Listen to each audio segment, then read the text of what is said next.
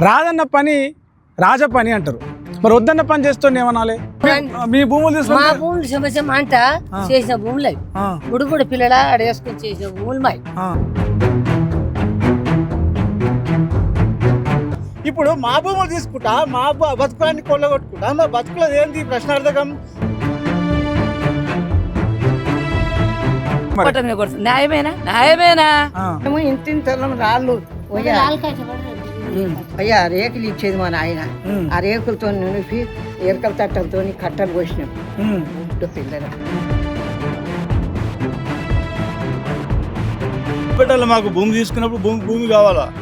ఇన్నేళ్ళ నుంచి వందేళ్ళ నుంచి చేస్తున్న భూములు అవి.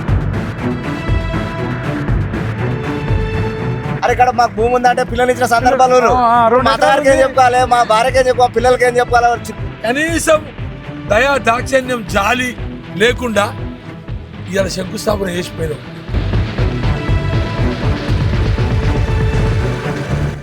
ఈ భూమిని మింగే కుట్ర చేస్తా ఉన్నారు, ఈ భూమిని మాయ చేసే ప్రయత్నం చేస్తా ఉన్నారు. మరి ఇప్పుడు నీ భూమి పోయింది, మరి ఏం పని చేసుకుని బతుకుతావు? ఇంకేం పని చేసుకోవాలి? రోడ్డు మీద మట్టి మొక్కుడు బుక్క.